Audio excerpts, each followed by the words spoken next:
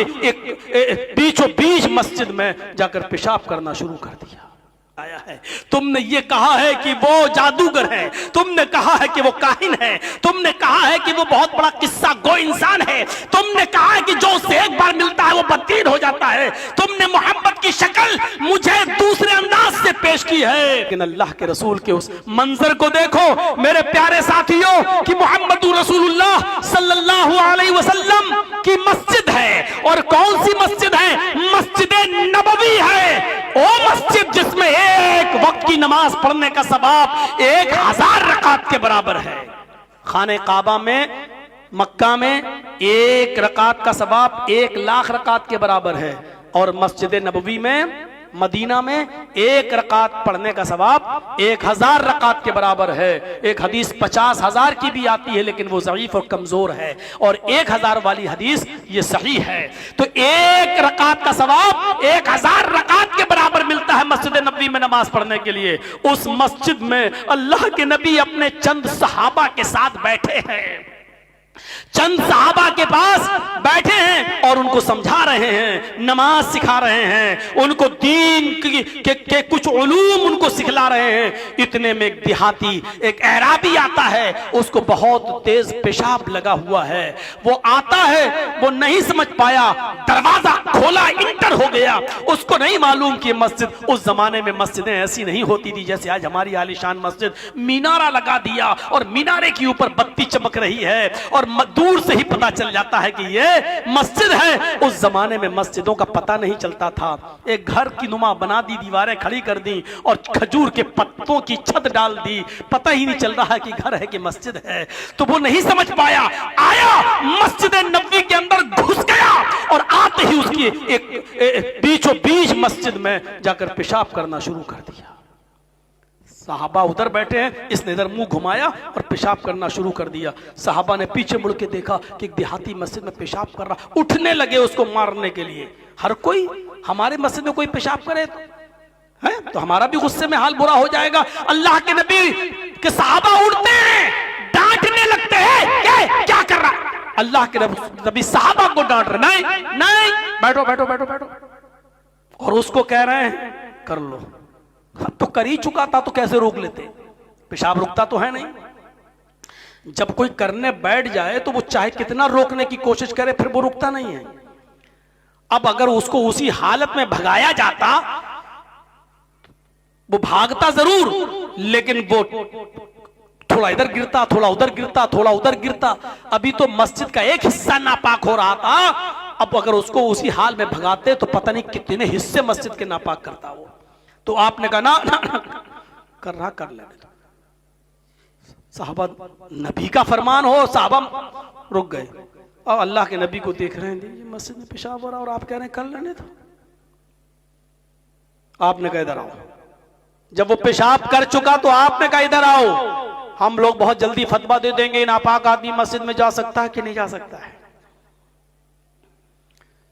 अगर आपकी नापाकी सिर्फ इस टाइप की है कि आपको न पानी मिला न ढेला मिला, और आपने जल्दबाजी में मस्जिद में बाहर पेशाब कर लिया, और आप पानी से इस्तिंजा नहीं कर पाए, तो ऐसी नापाकी के अंदर आप मस्जिद में जा सकते हैं, कोई रुकावट नहीं है। लेकिन आपकी नापाकी दूसरी टाइप की है। दूसरी टाइप का मतलब यह है कि रात में सोते हुए अगर आपकी बदख्वाबी हुई है और उसमें आपका एहतिलाम हुआ है, या आपने अपनी बीवी के साथ हम बिस्तरी की है, जुम्बी हैं, अगर आपकी वो नापाकी है तो ऐसी पोजीशन में आप मस्जिद के अंदर दाखिल नहीं हो सकते हैं। दोनों में थोड़ी सी कंडीशन का फर्क रखिएगा। तो अभी तो वो नापाकी इसकी ये थी, अब रात में बीवी से मिला कि नहीं मिला वो कौन जानता है, कौन देखा हुआ है। तो इसलिए तो जब तक आप जानते नहीं तो आप कह नहीं सकते, हुक्म नहीं लगा सकते।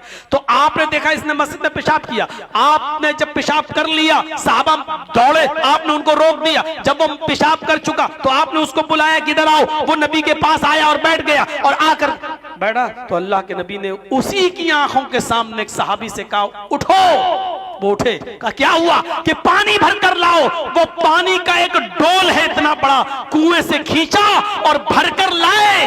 अल्लाह के नबी ने कहा हरिकूहु, जाओ इस पानी को उसके पेशाब पर बहा दो, उस पानी को उसके पेशाब की जगह पर डाल दो। उस बदवी से, उस देहाती से काम नहीं करवा रहे हैं, बल्कि अपने सहाबी से कह रहे हैं कि उसके देखिए अखलाक। मैंने क्या कहा था? चमत्कार से इस्लाम नहीं फैला, मैंने क्या कहा था? मौजिज़ों से इस्लाम नहीं फैला, लेकिन ये अखलाक दिखा रहे हैं अल्लाह के रसूल उसको कि देखो पेशाब तो तुमने किया, मैं चाहूं तो मार मार के भी तुमसे मस्जिद धुलवा सकता हूं, लेकिन नहीं, अखलाक दिखा रहे हैं। सहाबी से कहा जाओ पानी भर के लाओ, वो पानी भर के लाए, कहा पानी पेशाब की जगह पे डाल के धो दो। गुस्सा आएगा ना कि कोई गैर मुस्लिम हमारी मस्जिद में पेशाब कर दे, कोई हमसे कहे जर्जी साहब धो, तो धो तो देंगे, लेकिन गुस्सा आएगा, कमीना पेशाब तूने किया, धो हम तेरे बाप के नौकर लगे, गुस्सा तो आएगा।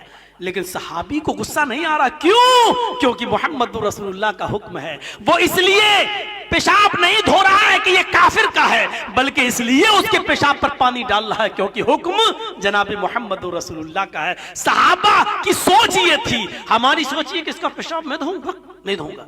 सहाबा की सोच ये नहीं थी, पेशाब अगरचे काफिर का धो रहे हैं, लेकिन सोच क्या थी? हम इस काफिर का पेशाब नहीं धो रहे हैं, बल्कि हुक्म हम जनाब मोहम्मद रसूलुल्लाह का मान रहे हैं। हुक्म मानेंगे तो सवाब है, वो सवाब के लिए धो रहे हैं कि अल्लाह के रसूल का हुक्म है। पानी डाला, उसकी गंदगी को, गलाजत और नापाकी को धुल दिया, पाक कर दिया, धो दिया। फिर आपके पास वो भी बैठ गए। अब आपने उस काफिर, उस बदवी, उस देहाती से कहा मुझे जानते हो? उसने कहा नहीं। कहा मैं मोहम्मद रसूलुल्लाह हूं, अल्लाह ने मुझे रसूल बनाया है, हमारे ऊपर 5 वक्त की नमाज फर्ज की है। ये जिस जगह पर तुमने पेशाब किया, ये कोई मामूली जगह नहीं है, ये अल्लाह का घर है। ये कोई घर नहीं है, किसी की जागीर और जमीन और जायदाद नहीं है, ये अल्लाह का घर है। आए देहाती, आए ऐराबी, आए बदवी, यहां हम अल्लाह की इबादत के लिए आते हैं। यहाँ अल्लाह की इबादत होती है, हम नमाज पढ़ते हैं, और जहाँ नमाज पढ़ी जाती है वहाँ पेशाब नहीं किया जाता है। आइंदा ख्याल रखना, आइंदा इस मस्जिद में कभी पेशाब, अल्लाह की घर में पेशाब मत करना। किसी भी मस्जिद में, यानी जहाँ भी इबादत हो रही हो, वहाँ नमाज हो रही हो, वहाँ तुम पेशाब मत करना। जाओ, इतनी सी गुजारिश है तुमसे।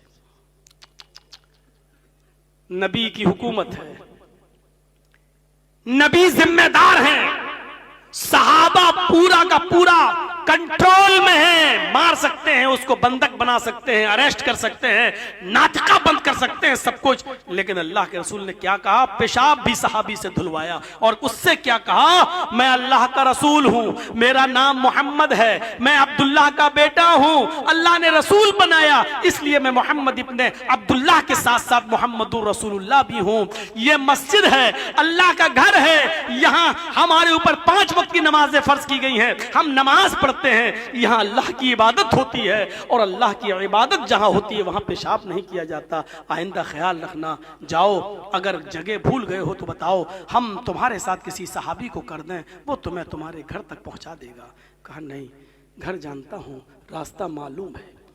उठा और चल दिया, लेकिन जा रहा है, पीछे मुड़ के देख रहा है, क्योंकि नाम सुना था मोहम्मद रसूलुल्लाह का, कभी इतने करीब से देखा नहीं था। देख रहा बार बार, फिर जाता है आगे, फिर पीछे पलट के देखता है, उसके चेहरे की लकीरें बता रही थी कि वो घायल हो चुका है नबी के अखलाक को देखकर। उसके चेहरे और पेशानी का पसीना ये बतला रहा था कि वो नबी की तालीम के आगे उसने अपना सरे तस्लीम खम कर दिया, उसकी गर्दन कट चुकी है नबी के अखलाक के आगे, वो कुछ नहीं कह पा रहा है। ये वही मोहम्मद जिसका गलत तसव्वुर हमारे दिमागों में डाला गया कि मोहम्मद जादूगर है, मोहम्मद काहिन है, मोहम्मद की आवाज जिसके कान में जाती है वो बददीन हो जाता है, मोहम्मद जिसने तलवार के जरिए इस्लाम फैलाया, ये तसव्वुर जिसका हमारे दिमाग में भरा गया। जैसे आज एक पार्टी के लोग मुसलमानों के ताल्लुक से हमारे देश के अंदर ये गलतफहमी भरते हैं और मुसलमानों को आतंकवाद से जोड़ने की कोशिश करते हैं। लेकिन अब अल्लाह का शुक्र है कि पूरे हिंदुस्तान की आवाम अब जानने लगी है कि दहशतगर्दी है क्या, टेररिज्म है क्या, आतंकवाद है क्या, अब इसको अच्छी तरीके से समझने लगी है। मेरे प्यारे साथियों, उसने सोचा कि हमारे बारे में हमारी कौम ने क्या कहा था, नबी का तसव्वुर, और मोहम्मद रसूलुल्लाह ने तो मुझे मारा भी नहीं, डांटा भी नहीं, फटकारा भी नहीं, और हमको ऐसा ऐसा बताया गया नबी के बारे में। देखिए, अल्लाह के नबी ने उसके सामने चांद के 2 टुकड़े नहीं किए थे। अल्लाह के रसूल ने अपनी उंगलियों से पानी टपकता हुआ नहीं दिखाया था, कोई मौजज़ा नहीं किया था उसके सामने, सिर्फ अखलाक का एक नमूना पेश किया उसके सामने। वो मस्जिद से निकलता है, उसकी गर्दन अल्लाह के रसूल के अखलाक से कट चुकी है, अल्लाह के रसूल की अखलाक की तलवार से कट चुकी है, वो घायल हो चुका है। वो अपनी कौम के अंदर जाता है। लोगों ने कहा क्या बात है, बड़े सुस्त नजर आते हो। कहता मेरी कौम के लोगों, तुमने हमारे साथ झूठ बोला है, तुमने हमारे साथ गद्दारी की है, तुमने हमारे साथ बेवफाई की है। लोगों ने कहा क्या हो गया तुम्हें, हमने कौन सी बेवफाई की है। कहा कि तुमने मोहम्मद रसूलुल्लाह का कैरेक्टर हमें सही नहीं बताया है, तुमने ये कहा है कि वो जादूगर है, तुमने कहा है कि वो काहिन है, तुमने कहा है कि वो बहुत बड़ा किस्सा गो इंसान है, तुमने कहा है कि जो उससे एक बार मिलता है वो बददीन हो जाता है, तुमने मोहम्मद की शक्ल मुझे दूसरे अंदाज से पेश की है। लेकिन अल्लाह की उस जात की कसम खा के कहता हूं जिसके कब्जे में मेरी जान है, मोहम्मद रसूलुल्लाह से ज्यादा अच्छा इंसान तो मैंने आज तक देखा ही नहीं है, क्योंकि आज मैंने करीब से देखा है। लोगों, तुम्हारी एक बकरी दूसरे के खेत में चली जाए तो तुम 27 साल लड़ते हो, एक बकरी के चले जाने की वजह से उस आदमी से और उसकी पूरी नस्लों से लड़ते हो 27 साल तक। हमने तो मोहम्मद की मस्जिद में पेशाब कर दिया, इतना बड़ा कांड, जिस मस्जिद में वो अल्लाह की इबादत करते हैं उस मस्जिद के अंदर मैंने पेशाब कर दिया, और मेरे पेशाब करने के बाद भी उन्होंने मुझसे पेशाब नहीं धुलवाया, अपने पास बिठाया और बिठाने के बाद एक अपने आदमी से मेरी गंदगी साफ करवाई और मुझसे कहा कि अल्लाह का घर है। माँ कहारानी व माँ शतमनी व माँ गज़बनी, तुमने झूठ बोला है, अल्लाह की कसम, माँ कहारानी, इतना बड़ा गलत काम करने के बाद भी मोहम्मद मुझ पर गुस्सा नहीं हुए। माँ कहारानी, कहर बनकर नहीं, हम हमारे ऊपर बरपा हुए। व माँ शतमनी, इतना बड़ा कांड करने के बाद भी मोहम्मद रसूलुल्लाह ने मुझे गाली नहीं दी। व माँ गज़बनी, और ना मेरे ऊपर गज़बनाक हुए कि ये तुमने क्या कर दिया, क्रोधित हुए कि ये क्या, कुछ नहीं किया, मुझे प्यार से समझाया। लोगों, तुमने मुझे अब तक जिस रिश्ते से दूर रखा, आज मैं उस रिश्ते के बंधन में बंधने जा रहा हूं। हिम्मत है रोकने की तो रोक सको, जाओ। आज मैं पूरी सोसाइटी को रिजेक्ट करता हूं, तलाक देता हूं, और मैं उस हस्ती से अपना रिश्ता जोड़ने जा रहा हूं जिसके पास ऐसे आला अखलाक है, ऐसे आला किरदार है। मेरे भाइयों, वो आया, फिर मस्जिद नबवी की चौखट पकड़ लेता है, कहता है मोहम्मद इब्न अब्दुल्लाह, मैं आपको मोहम्मद रसूलुल्लाह मानने के लिए चला आया। आपने कहा इधर आओ। जैसे ही अपने करीब बिठाया, उसने जोर से कलमा पढ़ा, अशहदु अल्ला इलाहा इल्लल्लाह व अशहदु अन्ना मुहम्मदन अब्दुहु व रसूलुहु। क्या कहेंगे आप, हिकमत क्या है?